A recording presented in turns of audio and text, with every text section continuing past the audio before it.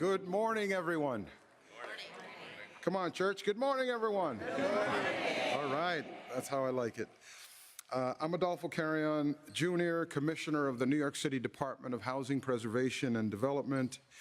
It's an honor to stand before you today as we push forward our mission to expand affordable housing opportunities across our great city.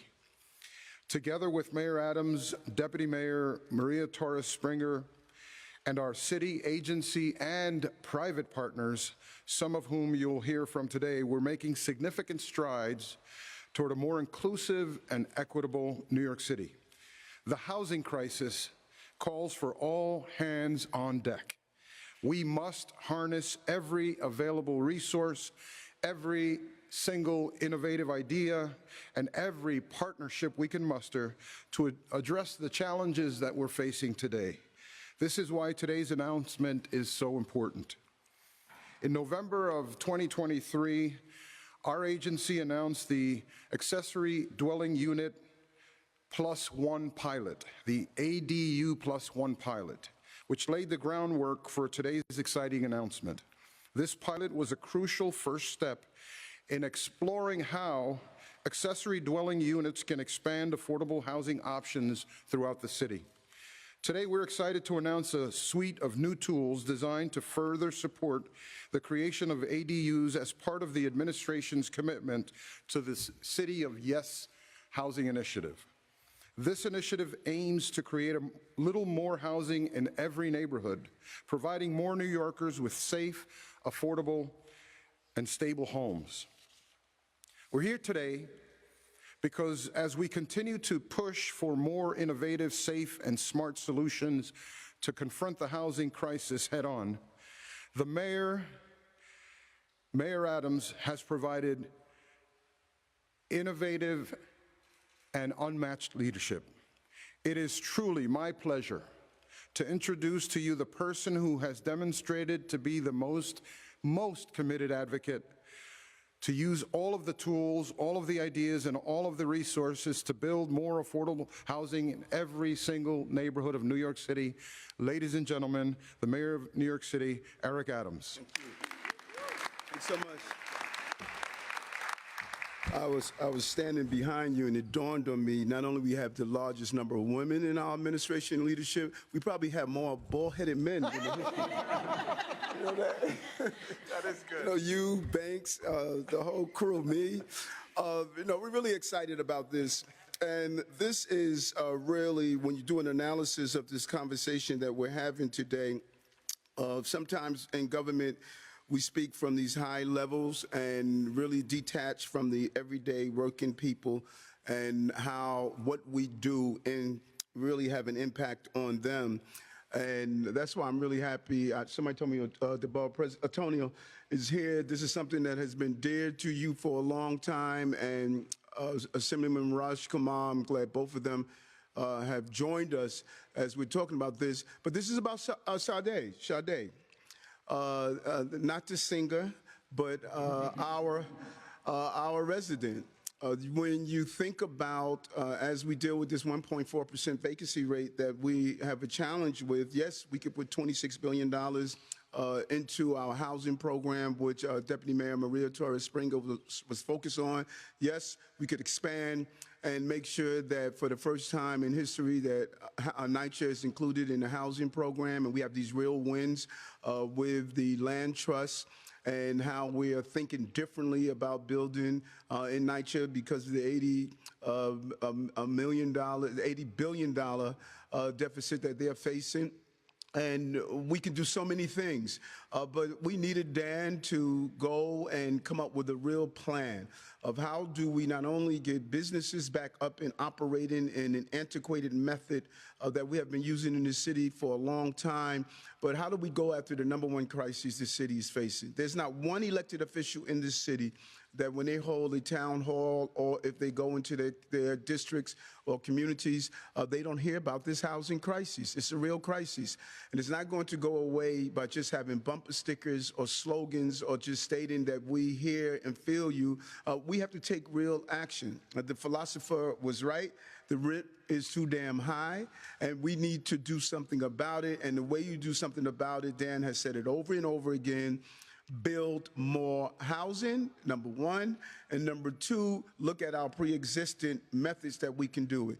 Nothing personifies that more than ADUs. How do we have these different accessory dwellings that are ready to go, and we're not willing to do anything about it? And let's be honest. Folks are living in their basements. Folks are living in their attics. Folks are living in all different forms of ADUs. And no one, when you think about it, the senior population, our older adults population, that's why we're just so happy that AARP is here with us. I have my AARP card, but when you think about it, many of our seniors, I think about Deputy Mayor Williams Eisen, whose mom still lives with her, and watching how the way we are changing living, you have 1, 2, 3 generations are still living in families because it's so expensive to live in New York. And to be able to have your son or your daughter be able to live in an ADU as they start out in life and as they begin to prepare to live on their own, and to be able to have an older adult. One of your parents could have lost their spouse, and to be able to have that parent stay with you and have their own independent living space. So this is why this is so important. This initiative will impact the Sades of our city that realize they want to utilize the space they have, not only to be able to accommodate a family member, a loved one, a relative, but also extra income. Many of our older adults are really struggling to meet the mortgage payment. They may have lost a loved one. They may be dealing with retirement and on a fixed income. This is a way to use their number one asset, your number one asset for people in general, I believe, but specifically for Black and brown people, the home. That's your asset. That is your foundation. That is what you built your entire financial stability after. And so I want to thank everyone for our City of Yes for housing opportunity. This is an important initiative. It's a game changer for our city. It will open the door to produce 100,000 new homes in the next 15 years. This is what we believe is crucial, and we wanted to bring our partners on board to engage in a conversation with them so that they can understand, and to have AARP here with us means a lot, but also to have the borough president of the largest borough in the city of New York. If it was a separate city, I think it would be either the 4th or the 3rd largest city in America. His understanding that we have to be able to house New Yorkers is crucial. And this is going to clear the way to build the affordable housing we need and deserve. And from our seniors fighting to stay in their neighborhoods they call home, or young people struggling to find a living space, this is so important. So we're proud to announce a new set of policies that would help us build one of the most versatile housing options of all time, and that's ADUs, or accessory dwelling units. And many people say, well, what are ADUs? They are defined as any secondary independent unit on the same property as a primary home, including backyard cottages and basement apartments. This is not going to change the neighborhood. You're not going to see a 14-story building in someone's backyard. We're not trying to change the character of neighborhoods like in the neighborhood I grew up in St. Albans in South Jamaica, Queens, but it's about using the spaces to accommodate families in so many different ways. This is a volume of space that is right now being unutilized and is not participating in our aggressive attempt to build more housing. The laws of the past, they currently stand in the way of the reality of today, and New Yorkers want to help. We want to help New Yorkers build the housing that they deserve. And we have a few more tools that we are introducing. A one-stop online portal that would streamline the application and approval process, and $4 million in new grant funding to support the Plus One ADU pilot program. ADUs are more than just proven solution to help homeowners stay in place and families stay in place. They can help families provide a living space for caregivers, bring in extra income, as I indicated, and build generational wealth. And this is something that really caught my eye, because a lot of times you hear people talk about no one wants ADUs in their community. I want to thank AARP for their survey of people aged 50 and older. 7 in 10 respondents say they will consider building an ADU for a loved one who needs care. And we want to make sure New Yorkers have that option. That's why it's important. The only solution in this city right now is to build more houses. We don't want our loved ones going to Pennsylvania, New Jersey, Florida, because they can't stay in the city that they built and made possible. And so we want to ask our partners in the city council to say yes. We want to ask our community boards not to be afraid of this new adaptation, as Dan has stated over and over, build a little more housing throughout the entire city. It is unbelievable when you look at our 59 community boards. 10 community boards last year built more affordable housing than 49 combined. That is just wrong, and it is not fair to everyday New Yorkers. So as we march on Monday, housing is a right, is the chant.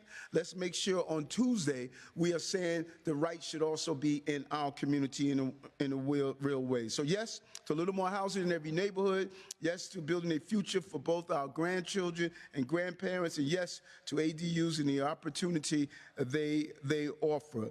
This is how we're going to fight and push against this city not being affordable and livable for every New Yorker. And we did a great job in Albany with our lawmakers in Albany to get our housing packages passed. We want to thank you, Assemblywomen, and those others who were there. And the support of our borough president around the city of Yes was crucial. And to have Councilman Reynoso and our other borough presidents who joined us, it sent the right message that we understand that housing is a crisis that we can turn into opportunities, and it starts with our ADUs as well. Thank you very much. Thank you, Mr. Thank you, Mr. Mayor. Now we're going to hear from a great leader, someone who championed the rights for older New Yorkers. Her work at AARP has paved the way for countless older New Yorkers to live more comfortable and safely in our city. It is a pleasure to introduce you to the New York State Director of AARP and my friend, Beth Finkel.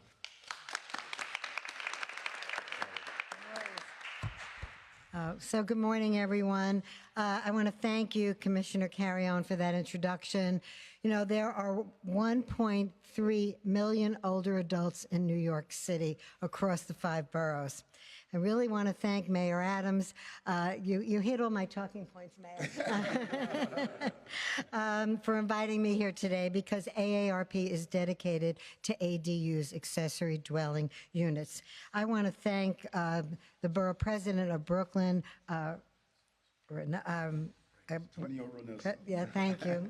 My Spanish accent is the worst, the worst. And New York Assembly member Raj Kumar. I also want to thank New York State Homes and Communities Renewal Chief of Staff Kathleen McCadden-Benjamin, and Deputy Mayor Springer, who has been out there so often for helping older adults, Executive Director Bozorg, for your dedication and support, and Dan Gorodnik, who I've known for so many years. So thank you all for the work that you do. A special thank you to Saeed Sin for sharing her story, because it is really at the essence of why we're all here today. Older New Yorkers, as so many New Yorkers, are struggling, but older New Yorkers are hit even harder. They are on fixed incomes, they're struggling to pay their rent, and they're struggling to pay their other expenses. And we need to make sure that this older New Yorker population, who, by the way, from the last census from 2011 to 2020, that number grew in New York City by 36%. The number of 65 plus in New York City grew by over 36%, while the under 65 group declined by 2%. So we need to make sure that we're taking care of those older adults and we're looking after their needs. So those needs are only going to grow. The impact on older adults obviously expands way past housing, and that's why I'm here today, because people want to age in their own homes, in their own communities, with their neighbors, with their families nearby. They built these communities, and they want to be a part of them in their later years. And I ask you to think about if this was your own mother, if this was your mother and she was struggling and you wanted to make sure she could stay in her own community, and there was a way to do this by building an accessory dwelling unit for your mother or your father or any other loved one, and make sure you can keep an eye on them so you can sleep at night not worrying. And it goes the reverse too. Maybe it's your mother who has the home and then is able to put an accessory dwelling unit in there so that you are there. You're there when she needs you. And this is a great opportunity. ADUs, this is what we love about it, because it gives New Yorkers the freedom to downsize and or to have their loved ones nearby where they can depend on them. And without ADUs, caregivers will continue to struggle. They won't be able to sleep well at night, and when they're at work, they're going to be keeping, is she okay? So we know that family caregivers are the backbone of the long-term care system in this country, and we know that they need a lot of help. And caregivers, by the way, here in New York, the average caregiver, and there's 2.2 million of them here in New York State, they're paying out of their own pockets, after-tax dollars, over $8,000 a year to look out for their mom and dad. So we need to continue to support them, because without them, more people are going to go into institutional care. And you know what? We all pay, because that drives up the Medicaid bill, because that's who pays for most, overwhelmingly, the number of beds in nursing homes. So I just want to say that it's so important that we, again, keep older Americans, older New Yorkers, aging in place. They have a vital role in our economy, by the way. You keep them in the neighborhood, guess what? They're going to the supermarkets, they're going to the bodegas, and they're going to the local drugstores. And we need to keep them there. Like the mayor said, we don't want them to take their Social Security and pension checks out to other states, right? Spend it here and help your local economy, because that's exactly what it does. They're not taking that money and moving it offshore. So let's help them stay right here. We owe it to them. They built the city, and we owe it to them. Thank you. Thank you. Thank you so much, Beth. Thank you very much. It's now my privilege to introduce Kathleen McCadden Benjamin. Kathleen is the Chief of Staff at New York State Homes and Community Renewal. And I want to personally, and as Commissioner of Housing for New York City, say thank you for your leadership and your financial support in initiating the Pilot Plus One ADU program. Footnote, we launched in November. The application period was a few months. In just about the first month, we had 2,800 applicants. And it's only 15 slots. So now we're able to expand with the help of the state. You heard the mayor talk about an additional $4 million. That's all Kathleen. So we're excited to build on this success. Thank you, ladies and gentlemen, Kathleen McCadden Benjamin. Good morning, everyone. I wish I could take credit for all of these wonderful tools, but on behalf of my Commissioner, Ruth Ann Wisniewskis, and our Governor, Kathy Hochul, I'd like to say congratulations to New York City for quickly implementing these tools and getting New Yorkers the housing that they need. The Governor repeatedly will say the cycle of housing is broken, and we're here to work together with our city partners to make sure we can get the next round of the ADU Plus money out the door, coupled with the tax exemption, so people have maximum flexibility for their homes. It's all about providing the homes that people need. We're going to have to be innovative. We're going to have to be creative with our very finite resources, and I look forward to finding other new creative ways to get in trouble with you. Yes. Let's do it, Kathleen. Let's do it. Making good trouble. Okay, and now You heard about Sade. We're going to hear from the person we're really all here for, because she embodies this issue. There are people like this family all over New York, people who love the city, who grew up in the city, and who want to stay in New York City, and we want them here. These are the kinds of families we want to inspire and support by saying yes, not being the city of no, but being the city of yes. Yes, let's build more affordable housing. Ladies and gentlemen, Ms. Sade Singh.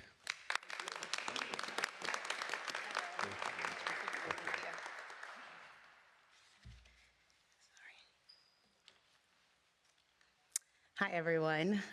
Thank you, Mayor Adams, for inviting me here today. I'm truly honored to share my story with all of you. So, as mentioned many times, my name is Sade Singh. I'm a homeowner here in Queens, New York, and my journey to owning a home in New York City has been filled with lots of challenges and triumphs. Growing up, my family always dreamed of owning a home, but it often fell out of reach, and the highest costs and complexities of housing really made it feel almost impossible. So, determined to make this dream a reality, I worked tirelessly and I have made sacrifices along the way. And returning to New York City was really significant to me. It's where my roots are, and it's where my family's story began. And owning a home here is really a dream come true. However, the journey doesn't, just end with the purchase of the home, and the challenges of maintaining a home in New York City can be overwhelming, especially with the financial burdens that it comes with. The ADU program represents more than just additional housing. It's a lifeline for people like me. It provides an essential source of income that can make the difference between being able to stay in your home or losing your home. And for me, it means the possibility of stability and security, allowing me to just continue to build a life here in New York City. And beyond the personal impact, the ADU program addresses a pressing issue in our city. You've heard it here time and time again, the need for more affordable housing. So it creates opportunities for homeowners to contribute to the community by offering additional living spaces, and it's truly a win-win for everyone. I appreciate everyone listening to my story today, and I hope it resonates with those who understand the value of community and importance of programs that support New York City homeowners, so people can have a chance to stay rooted in the places that they love the most. Thank you. At this time, we're going to take a moment to hear from our elected officials who are here with us today. We will start with the president of the great borough of Brooklyn, Antonio Reynoso.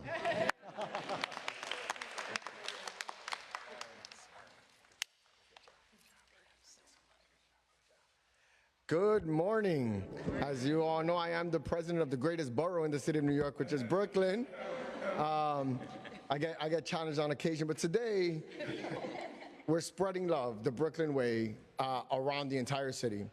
For too long, progressives like myself have challenged this mayor to be bold and to be innovative in how we get ourselves out of crisis. There is arguably no larger crisis in this city than housing. And Mayor Eric Adams has presented us with the City of Yes, a plan that has all of us contribute one way or another. It's not about everyone doing a lot, but a few doing a lot, but about a lot doing a little. And the ADUs are a big part of that. The ADUs are arguably the most important part of the plan. In this sauce making, this recipe that the mayor and Dan Garodnick have put together, we all have to be a part of it. If you take anything out, it just won't taste good. It'll be a nasty soup, and we don't want to drink that. So I say to all of New York, really think about what we're asking here. If you own a one-family home, we're talking about converting an attic into a room, talking about taking a garage into a studio apartment. Right now in Bay Ridge, we have one of the largest populations of families tripled up in homes. Tripled up. That means 3 generations in a home. If we could move one of those, maybe grandma, to a studio in the garage, or move the son into an attic, that makes a difference in their lives. It gives them more space. It gives them an opportunity to extend their time here in the city of New York in a meaningful way. But outside of that, we're talking about a housing crisis. We have 70,000, maybe more, of New York City residents right now in homeless shelters. And we talk about housing being a human right. It cannot be a human right if you don't build the housing to put people in. You have to step up. So unofficially, Mayor Adams, unofficially as a representative of the 4 borough presidents that all voted for the city of yes, we're asking everybody to do their part. When the mayor puts a bold plan together, when he shows up and he starts solving for these problems, we have to show up for him. So today I'm here representing the progressive arm of the city of New York, but definitely the borough presidents, and saying thank you to Mayor Eric Adams for putting his best foot forward here and taking a leap of faith on New York that we can get this done in a complicated way. To Dan Garodnick, who I specifically told do something, and he said, I will, and I want to see you there when I do, and I hope he feels like I'm showing up. But I'm really grateful for this day today and for the mayor to be having a press conference specifically on ADUs. The political capital that he is expending to make this happen is meaningful, and we must not forget. That is deeply important to me, that he's willing to have a conversation with the people that trusted him the most and say, hey, we got to do our part as well. Means a lot to me, and it's why I'm standing here to support him through that. So thank you so much, and don't forget to spread love.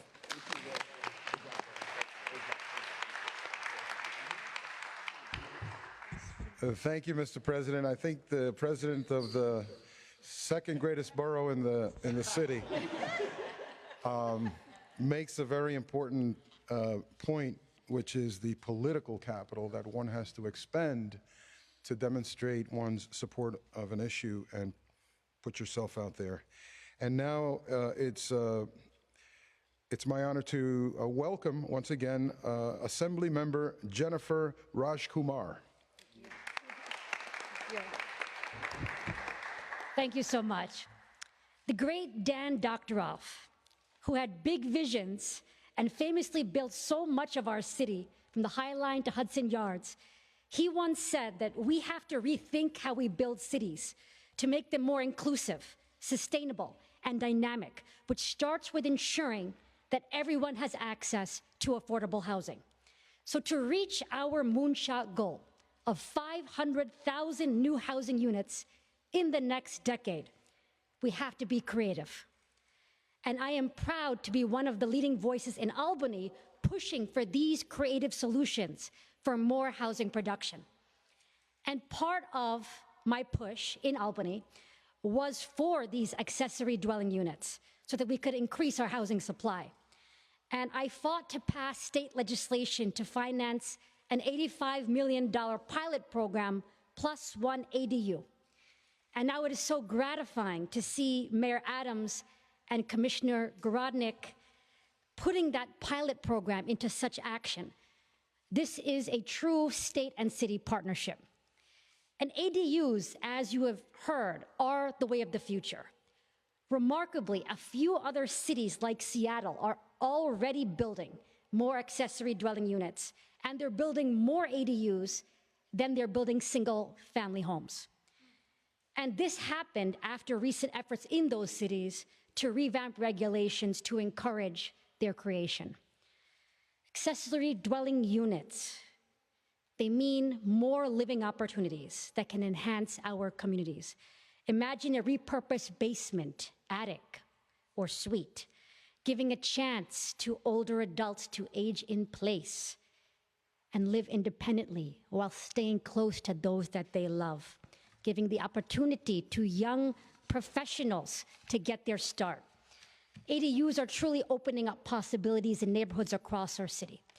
So along with the ADU pilot, I have made it a top priority to bring home from Albany the powers, resources, and funding that New York City needs. Whether it's state power to allow the city to close the illegal smoke shops through the Smoke Out Act, or state law to regulate the e-bike industry, whether it's state support for the city's migrant crisis, or state laws to spur housing production, I am in Albany fighting for this city. And together as city and state partners, we can do the impossible and make the big visions a reality for this city. And that is why I'm so proud to partner with Mayor Adams on so many initiatives, because true change happens by collaboration. The greatest moments in government, the historic moments that we live for, where you really make a difference for the people in a way that will outlast you, it happens by working together. And Bill Clinton said it best. He said that politics is organized for fighting, but true change happens by working together. And that kind of partnership is what will take our city to the next level. And thank you so much. Thank you very much, Assembly Member. Thank you to all of our partners who came here today. This concludes our announcement. And now back to the Mayor of the City of New York. Sir? Yes. Hi, Mayor Adams. How are you? Good, thanks. And I don't know who can answer the two questions best. The first is there any data or information on how many lots in the city, blocking lots, could actually add an ADU? I don't know if there's a limit on that, and especially if you're adding garages. My second question is for the Assembly Member. All the community board in your district voted against City of Yes. I don't know if you've been speaking. I know some of the city legislators also have been opposed to it. I don't know what kind of outreach you've been doing in your district. I know around the city a lot, but in your district in particular, what kind of outreach you've done to the community boards to maybe, especially considering your district, that's the kind of zoning where you have more outdoor backyard space to add ADUs. Do we know the number on the block? So first of all, I think it's an important point that this is an opportunity for homeowners, not a mandate for homeowners. It is an opportunity that has worked really well for homeowners around the country and gives them an opportunity, as we've heard today, to provide housing for elderly relatives or for New Yorkers, we expect for New Yorkers who need a home. We have estimated that about 5% of homeowners would see this as an opportunity that they would take advantage of. This is one of the component parts of how we think that we can build a little bit more housing in every neighborhood. ADUs are one piece in low-density areas, along with town center zoning above commercial corridors, transit-oriented development, modest multifamily apartment buildings on the margins of low-density areas. So we think it's a really important point, so about 5%. As for community boards, we are really excited to continue this conversation. As you know, we've just been through the community board process. We're now at the City Planning Commission. We expect that the commission will be voting in the early fall. Then it will be off to the City Council.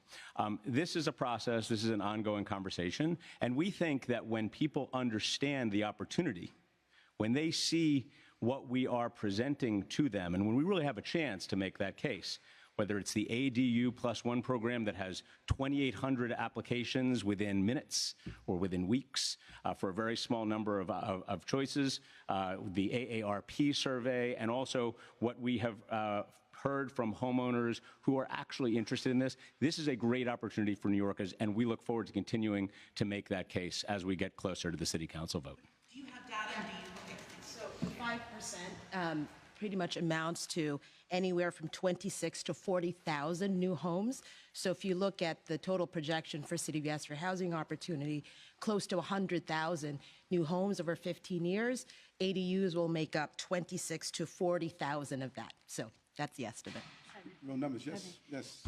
And thank you for your question, Kate. I know we're both Queens women. And so I appreciate you asking about my district. So I was just with the Community Board 9 leadership, and Community Board 10 has thrown a whole hearing just around City of Yes. And I went to the community boards and I told everyone, send my office your concerns directly. And they have done that. It's been a continuous back and forth. I think that everyone in my district sees the bigger picture here, which is that we simply need more housing units to drive down the rents. So it's a continuing dialogue, but I've been very pleased to be able to be a conduit between my Queens district and this administration. Thanks for your question. I know they already voted, but they changed, like with CD 9 or 10, said, wait, we're going to change it. I don't know if that's a possibility. If they're going to change their vote? Yeah. I don't think that that's a possibility right now, but thanks for your question. Yeah. Hi, how are you? Okay. So what kind of building codes apply to these dwellings, and do only family members live here? And are you concerned that some of these dwellings would be converted to like Airbnbs? Who's going to do that building code? Yeah, no matter what change you put in place, There are those who are going to attempt to skirt the law. We're going to make sure we enforce the law. We have very clear rules on Airbnbs and how they should be used, and we're going to continue to be vigilant to make sure that no one takes this important initiative and abuse it. Dan or DM? Yes. So just to clarify, what we're doing through the City Ask for Housing opportunity with ADUs relates to zoning. And so all of the relevant fire codes, building codes will apply. That is separate. We, of course, have and will continue to make sure that safety is protected. And as the mayor mentioned, all of the rules related to short-term rentals will also apply. It's not a separate set of rules for ADUs, but the ability to clear the way from a zoning perspective for ADUs will be transformational and as an opportunity, as an option for the types of homeowners that the mayor, Dan, Beth from AARP mentioned, we really think will make a huge dent in our ability to build more homes across the city. Would this just apply though just to family members, or immediate family lives in this type of situation, or right now? To a stranger, or? Right now, the proposal allows for the flexibility, which we think is important. But as Dan mentioned, what we're seeing in different cities across the country, and certainly what the data shows that many organizations have put out there, is that these are the types of units that are primarily used to house family members and caretakers, and just the type of flexibility and additional support in terms of income, et cetera, that is beneficial to them. So the uptake that we're seeing across the country is mostly to house family members, but right now in terms of the zoning, it's written more flexibly, which we think is important because preferences change and family situations change. And we cannot say enough about can you imagine living in a home for 40 years on a fixed income, on a retirement salary, and all of a sudden things go up and you're about to lose that home and all the memories that's attached with it, and that you have this space that you can convert and get an extra income. That's a lifeline. And that's a very real issue when I'm out in places like Regal Park, South Jamaica, Queens, Staten Island. People are saying, I'm afraid I'm gonna lose my home. I'm afraid that I put so much into this home and I want to age in place. And we are giving people a real way to do so. And I think AARP really understands that because they listen to their members, 7 out of 10 saying they will consider doing so. It's a frightening experience to think that you're going to lose your home because you no longer could afford it. We must come up with real solutions for people, and this is one of them. I'm curious about the numbers of the pilot. How many conversions have we seen in the city, and what are some of the main challenges we're seeing? And then, Mr. Mayor, directly for you, sir. Yes. I'm not familiar with the ins and outs of your property in Brooklyn, but is this an opportunity you'd look at for that, or is it not appropriate for you, sir? Yeah, well, it's difficult to get to my backyard, and so if there's a way to fit it in to do some form of conversion, there's been a lot of conversion in Bed-Stuy, and that's because Bed-Stuy is one of those areas where you're building a lot of affordable housing, and that's leading to a lot of the gentrification and displacement because they've been sort of overburdened. So we're going to look at the options for areas where you do have brownstones, and I'm not sure if it's open for me, but I won't get any special privileges. But you want to touch on that? Yes. Huh? Okay. So with regard to the program, we launched the pilot in November of last year. As I said, the application period was from November 23 to February 2024. The uptake on the application side was much larger, and there was more enthusiasm than we expected. Over 2,800 applicants within pretty much the first 5, 6 weeks. So as a result, and that was targeted to 15 homeowners as a pilot, right? We're testing a concept, testing an idea. As a result of the enthusiasm, and working in partnership with the state benefactor, right? This New York State Homes and Community Renewal gave us the initial $2.8 million to launch and execute on the initial pilot. We recently received another $4 million to expand the program to 35 homeowners. There is already a first group of applicants that is working through a process with our nonprofit partner Neighborhood Restore. So they're in the process. You have to meet eligibility requirements. It has to be legal in your zone, so it's limited to certain geographies of the city. And the homeowners will receive up to $395,000 technical support. We will launch, as the mayor said earlier, an online portal for a one-stop shop where folks can come in, apply, study the benefits and liabilities of doing this for themselves. They can really assess whether or not they want to do it. And then we will give them the tools, the technical tools, including a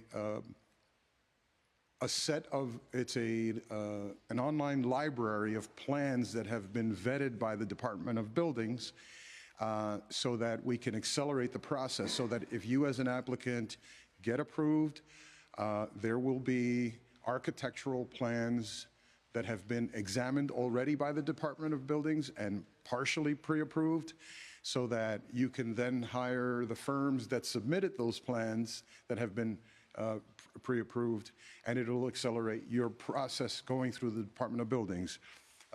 We all know that it's a challenge to work through that process. Me as a homeowner, I know it very well. So having the ability to have all those pieces in place will allow folks to use a program that is much more user-friendly and faster. Are any of the 15 done at this point, or is this still in the process that you're They're in the describing? process, yeah. It's obviously a very young program. Okay. Thank you. Yep. Maybe Commissioner, just following up on the same question. I just want to make sure I get the numbers right. You're saying it's an additional 35 homeowners? Up to, no, it's now 35 in total, yeah. And the 395,000, that's like, is that reimbursing homeowners for construction costs, or when you say technical support? So the technical support will come from us, from the City of New York. The grant funding comes from the State of New York, and these are grants to homeowners. Hi, Mr. Mayor. I have two How are you? questions. First, I wanted to know, like, with these tools and grant funding, I think we've seen other pilots on this issue where, like, there is funding, but the state regulations are such that you can't actually do many conversions. So how reliant are you on additional state changes to actually produce or allow ADUs? And then secondly, I wanted to get your thoughts on the bill in the City Council that would require hotels to obtain operating licenses. Do you support the bill, and what do you think of big money spent on the hotel industry? Let's part one. First of all, say that the governor has been an unbelievable partner, and with Speaker Hasty and Majority Leader Andrea Stewart-Cousin, it just really has exceeded our expectation on their willingness to say, how do we solve this problem together? There's been a real partnership in doing so. Who wants the first part? Okay. So as is probably clear, it's like a labyrinth to build an ADU in this city. We just talked about zoning. You also have to contend with the state multiple dwelling law. And so the support that we got as part of the package that was won in Albany on housing, specifically related to basements, is really critical there. And we hope that, that starts off with a modest geography. We hope that we will continue to show that this is useful and effective, and that can be broadened in the future. But all of the tools that we got in that housing package will be helpful for the overall housing crisis, the new 421A, the lifting of the FAR cap, office conversions, and then what I just mentioned in terms of basements. So that multiple dwelling on needs to be contended with. Zoning we're doing locally, not just for basements, but for all forms of ADU. We're putting together we're overcoming financial obstacles through this grant program, which we're testing, and there will be more in terms of support. But as the mayor and others have mentioned, there's also the hand-to-hand technical assistance that's needed for homeowners. And so the one-stop shop will be a real help there because of the detailed guides, the pre-approved plans, the human contact to make sure that we're helping homeowners navigate the system. In its own way, I think the borough president used the metaphor earlier of a stew that we're trying to cook. It's the same way here for ADUs. There are a lot of different tools that we have to make sure work in tandem to make it easier for homeowners in our city, and we're doing just that by the announcement of these tools today. Any other on-topic questions? All right, thanks, folks. Before you leave, I want to, we're doing off topic tomorrow, but there was a report, the CFB report that came out. I just want to address this now. Number one, it was not 900 pages of report. 45 pages dealt with what we have to respond to. 850 something were documentations with the request. So it wasn't 900 pages of infraction. We need to be very clear on that, and when you read through it, you're going to see it. Number two was a draft report. Imagine writing your first rough draft of your news story, and all of a sudden it shows up in the paper. You're going to say, give me a break. Let me go through my draft.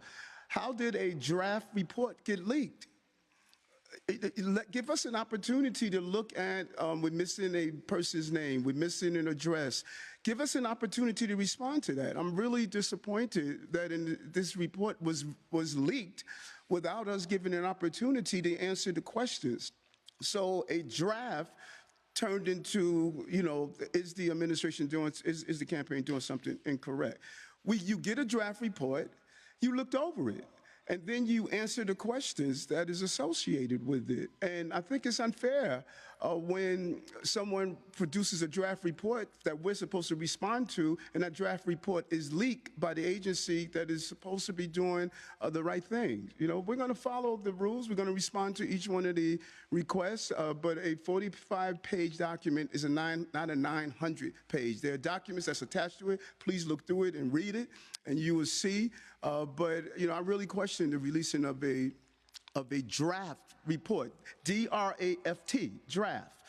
We're supposed to respond to a draft, and that is what the campaign team is doing. And I just thought it was necessary to report that because there was a lot of sensationalism attached to that draft report that was leaked, and I don't think that follows the proper procedures of how you're supposed to handle a draft report. But we'll see you tomorrow. I look forward to seeing Chris. I get a warm feeling every time you're at my off topics, so I look forward to seeing. Are they concerned at all? $2.3 million in unaccounted for spending? I always say this, and this is the most important thing I learned after 2 years and 7 months and 6 days as the mayor, that you have to go through the whole process. Far too often, we get caught up in the beginning of the process, in the middle of the process, and all of the noise that comes with it. I said it when we were talking about settling the budget. I said we're going to follow the process. We're going to land the plane. I said it when everybody was saying we were not going to get our deals in Albany. I didn't go through all of that madness. I said we're going to get it done, and that's what all of this stuff. When you're the mayor of the most complicated city on the globe, there's a lot of noise out there, and there's a lot of people that get caught up in the chaos of the moment. You must have the ability to have a very stable and even hand and be able to manage the storms. You don't see me on the deck of any ship panicking. I know what we do, and I know what we don't do. And whatever questions that are put in front of them, we're going to answer them. We're going to handle that. Now, what doesn't happen is after we show that it was a lot of noise, we don't see the stories that come after and say, listen, it was a lot of noise. These guys had everything intact the way it was. So right now, this is the sensationalism moment. This is the moment of sensationalism. If it bleeds, it leads. We got to write stories that get clicks. I got all of that. My job is to show this city, we got this team behind me and next to me. We're going to navigate this city out of the crises that we have been facing: COVID, migrants, housing, public safety, homelessness. That's my job to do, and this is just one part of it. And so whatever the report states, we're going to answer and we're going to respond to it. And trust me, meditate, take a deep breath, drink a green smoothie, and you can handle it all. Thank you all.